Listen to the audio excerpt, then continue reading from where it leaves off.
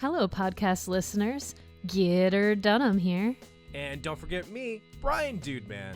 Do you know what Buffalo really needs? More podcasts. And luckily for you, Heather and I have decided to make a brand new podcast. This one's going to have more of a heavy focus on musicians. We'll still have writers, actors, directors, but this one's going to have more of a focus on musicians. Is there anything else, Heather? What are you guys doing down there? Nothing. You better not be podcasting. No, of course not. I think she bought it. Oh, one more thing. Don't tell Mom about this podcast. Hello, podcast listeners. You're listening to the Don't Tell Mom About This podcast. I'm your host, Heather Dunham. And I'm Brian Dude Man. On today's episode of Don't Tell Mom About This podcast, we have... Hi, I'm Sidney Flanigan. What are your titles? What are your hats? Singer-songwriter and actor. All right, our first segment is Dude Man's favorite, fan mail. Ooh, fan mail, yeah! I guess I'll give it a go with the first question. This one comes in from Drew in Dunkirk on Facebook. So he wanted to know, it's been 2 years since the release of Never, Rarely, Sometimes, Always. And is there anything from playing Autumn that still sticks with you? I know that like when I do roles, sometimes just jokes stick or sometimes like a name. Is there just anything that like just comes up all the time or that you think about a lot? You know, mainly like when I think back to working on Never, Rarely, like I think a lot about, you know, the subject matter that we were working with. And, you know, when we were doing press, we were talking a lot about, you know, reproductive rights. And so it's kind of hard for me to not just associate it with that. So it's mainly kind of like what it always goes back to for me. So this one comes from Chris27 Fredonia, Instagram. How old were you when you first started playing music? I mean, I was surrounded by music from a very young age. My dad played in a punk band, and you know, like officially speaking, I didn't start playing music until maybe 5th grade when I took up the violin, and I didn't really take up songwriting and guitar until high school. Samesies. I started violin in 4th grade, but that's my primary. So Benjamin 40, Rochester, also Instagram, wants to know what techniques from playing music do you use to tackle acting? Yeah, this is an interesting one because I think about it a lot, and I think that, you know, a lot of playing music requires getting into a certain emotional headspace in order to deliver your performance, in order for people to see you, to make yourself vulnerable. So, like, actually, I have a really great example for this. Just recently, I kind of used acting to tackle music for the first time, and we went into the studio to record our album, which we just released on Growing Pains, and we were recording this track that was a very personal song for me, and it was something I wrote about that happened like a year ago, and I was like, well, I really want this to, you know, I really want people to feel the vulnerability and the emotion in this song, and I was like, so I need to like climb into that headspace to do this in like an isolated vocal booth, you know, and it's actually the song I'll be playing today as well. And yeah, like I remember like I just kind of used what I would use on set to like get into an emotional headspace, and I did that for this song, and it really just worked. We got those vocals out in one take, and it just felt right. And yeah, it's cool to see like how much crossover there is between these mediums. So, April, 30 years old, South Buffalo from Facebook. So, since this film is such a dramatic, serious film, what'd you guys do to lighten up the mood? Oh, yeah. There was definitely like an intense vibe on set a lot because, you know, I'm like this character never smiles basically in this whole movie, and I'm always in a very drained mindset. And the director and the producers and the crew were all incredibly helpful in trying to make sure that Talia and I felt safe and supported, and, you know, told us that we're always welcome to talk to them if we need somebody and to, you know, ask for anything that we need. And definitely, like, Talia and I spent a lot of time together, you know, like, between when they were changing camera setups or something. And, I don't know, just finding little things to joke and talk about. And she was definitely like someone huge for me to lean on during that time. Did you find it helpful to like break and do like jokey things, or did you want to like sometimes I'm like sad that I get interrupted. I'm like, I found my groove, like don't make me laugh, like I'm in it. Yeah, like sometimes like I definitely needed, like during lunch I would just be like, okay, I'm gonna go be alone, I'm gonna try and like ground myself and feel like in touch with myself again. This one day it was like after we shot the scene where she's like punching herself in the stomach, and it was like really intense. And so afterwards, like Eliza Hittman, the director, she ordered me a pizza for lunch, and she let me hang out in my like character's bedroom. There's a guitar in there, and so like I just sat up there and ate pizza and played guitar by myself, and it was really nice. And it was just like really nice of her to be so accommodating and understand that that I need to reconnect with myself sometimes so that I don't go absolutely insane. Me again? Yes. Frank 30 Angola from Facebook wants to know, do you remember your first CD that like you bought or listened to or fell in love with? Oh man, like the first one would be pretty difficult to target. I had a lot of CDs to start out with because I had like my parents' stuff, and it was a lot of like punk albums.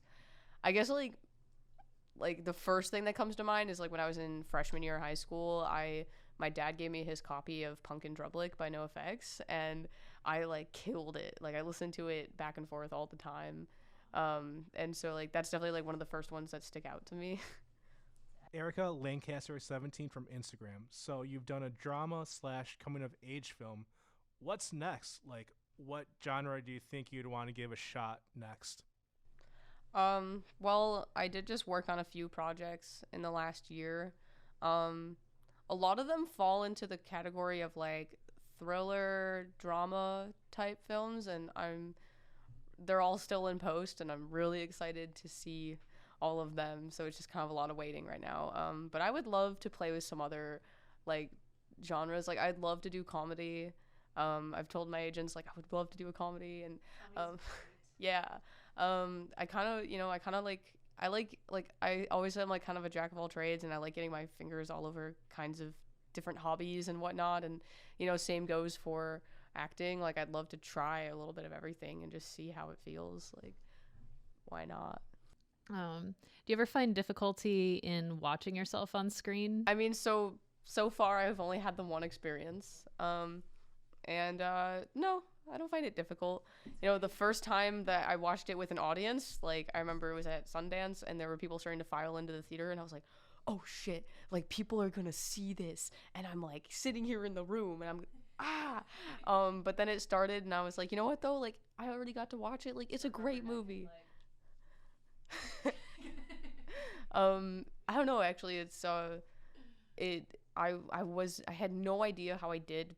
Like I wasn't sure if I had the chops to act, and I just kind of went and did this. Like I just took a leap of faith, and I was not sure what to see on that screen, and then I was actually quite surprised. I was like, wow, not bad, Sid. Like awesome. So it was kind of, if anything, like a nice confidence boost. And yeah. Were there scenes that didn't make it into the film, like were on the cutting room floor, that you're like, oh man, I wish I was there? Or like what are some behind the scenes stuff that you really love? Yes, there is one scene that's not in the film, and it's in the trailer. I don't know if you noticed, I don't know if you've seen the trailer, but in the trailer there's like a very short brief clip of Autumn and Skylar on the beach, and it was like, I can't remember exactly what the context was. It's been a while since I've seen the script, but they're kind of like riding the train all night to kill time, and they wind up at the beach, like Coney Island or Rockaway or one of the two, and they're just kind of like, I don't know, standing there, and like Autumn takes her shoes off and like walks into the water, just like stands there and lets the waves kind of crash around her for a moment, and then runs back. And I remember being so mad that it didn't make it into the film, because that day was awful. It was freezing, middle of winter, and I took my shoes off, and I'm standing in the water, and the camera, like every time it like they were kind of like moving like up and down my body, and every time it moved away from my face, I was just going fuck fuck fuck fuck fuck And like, because it was so cold, and then I'd have to like act all stoic when it came back up, and I was just like, it was so awful. And then like I ran out of the water, and they brought like warmers for my feet, and it was just so painful. I felt like a tiny bunch of like little gnomes stabbing my feet with like little pins and needles. It was yeah, and I was like, what? That didn't make it in there. So we're going to take a quick commercial break, and we'll be right back with Sidney. You're listening to the Don't Tell Mom About This podcast. And we're back. Thank you so much for Blue Lagoon Studios for letting us host our podcast here. We are here with Sidney. Hey. Hi. So now we're going to get into the second segment of the show. It is called Don't Tell Mom About This segment. So the way this segment works is I will write like just scripts and be like, hey, we have actors on, let's see what they've got. So Sidney, I know that you're a serious actor, you do dramas, so I was like, let me try to do something kind of serious but also kind of funny, so let's see how that goes. I will start it off. Fade in, interior, Jade's bedroom, night. Jade, 20 years, short jet black hair tied in a ponytail, emerald eyes hidden beneath thin red glasses, black button tee and khaki, sits at a computer desk with a sketch pad and pencil. She takes a sip out of her coffee mug and stares at the drawing for a moment. Something's missing. There is a knock on the door. Summer, 22 years. Platinum blonde, black dress, piercing blue eyes, enters the room carrying a brown paper bag. Hey, Rumi. Sorry I'm so late. The booker took forever to pay us. And the singer kept saying one more song. But it was a good time. Lots of hot dudes. Hope you didn't get into trouble without me. It was alright. Quiet. Peaceful. Spencer takes a seat at her bed. So, you still working on that thing? Wow. World's greatest detective over here. What on earth gave you that impression? Geez, sorry. Should I come back later? You seem to be stressed out right now. Jade puts down the notepad and she looks up at Spencer. No, stay. Please, I'm sorry. I didn't mean to lash out. It's just this final project. It's personal and I want to get it right. No need to explain further. I get it. 100%. So, how was the crowd? Was it packed? Oh my God. From wall to wall, I swear folks were standing on each other's feet. That's amazing. Did you guys have fun? Yeah, I mean, it was a good time for sure. Folks seem to have enjoyed themselves. I don't know if I played 100% my best. Why do you think that? Well, the singer, the manager, he called for an emergency meeting tomorrow. Why would you think it's your playing? Well, lately I haven't been myself. Ever since my dad passed away, I haven't been able to focus.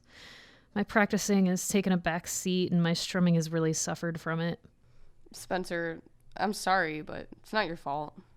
I'm sure the band understands that. Thank you. I really needed to hear that. Do you want to see what I've been working on? Yeah, I would love to see it. Spencer moves over to the computer desk. So, what do you think? Oh my God, she's beautiful. Thank you. I don't think it's right, though. You think there's something missing? Yeah, but I can't place my finger on it. I want this piece to be absolutely perfect. It must be perfect for her to like it. Spencer places her hand on Jade's back. Listen, I know she'll love it. It's from the heart. And she loves you. Why don't we take a break? Sit in the computer lounge, watch a bit of TV? What do you say? Yeah, that sounds good. And Spencer, thank you. You're right. When do you get to see her again? I think I'm visiting my mom for Easter, so in a few weeks. So do you think it'll be done in time? Yeah, I know it will be. Oh, and Spencer? Yeah? Don't tell my mother about this. Fade out. All right, this is a song called Resilience. It's the final track on Starjuice's album entitled Growing Pains. It's kind of the more ballad type song on the album, and I figured it would be the best one to translate to acoustic for these purposes. So, yeah.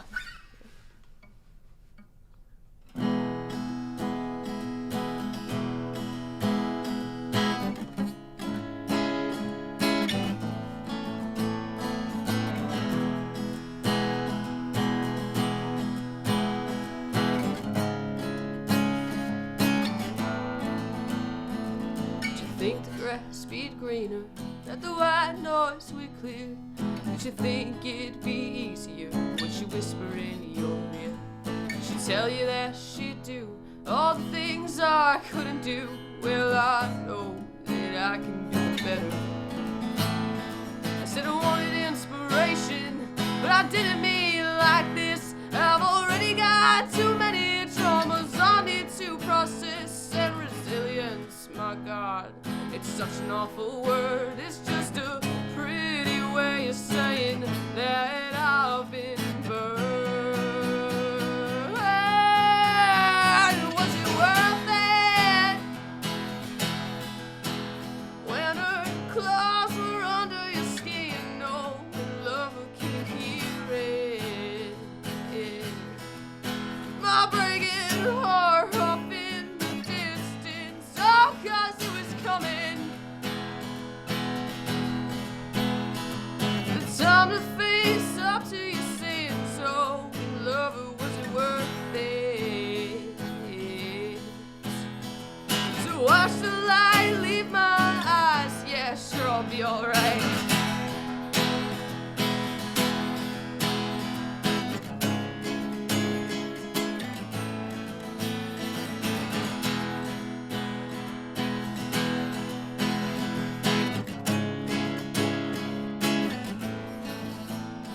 Do you think about me still as the hours go around? 'Cause I think about you still. You got me crying all over town. And this is what you wanted, 'cause it isn't what I want. I can't stand to be forgotten, for you to just be some old haunt.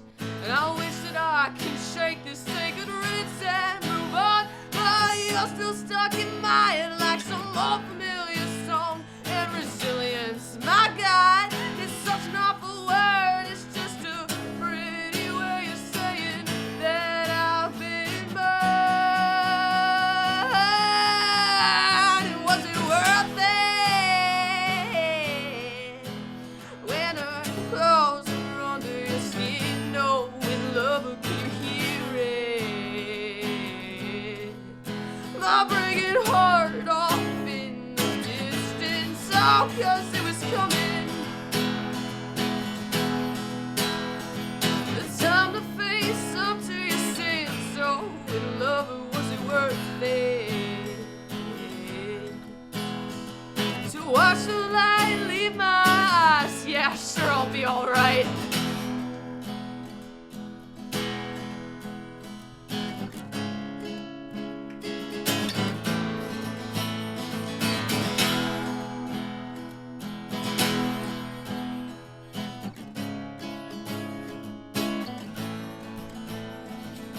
Think the grass be greener, that the white noise would clear? Did you think it'd be easier when she whisper in your ear? Did she tell you that she'd do all the things I couldn't do? All the things was it worth it? When her claws were under your fucking skin, oh, and lover, can you hear it? My breaking heart off in the distance, oh, 'cause it was coming. The time to face up to your sins, oh, in love, was it worth it? To watch the light leave my eyes, yeah, sure, I'll be alright.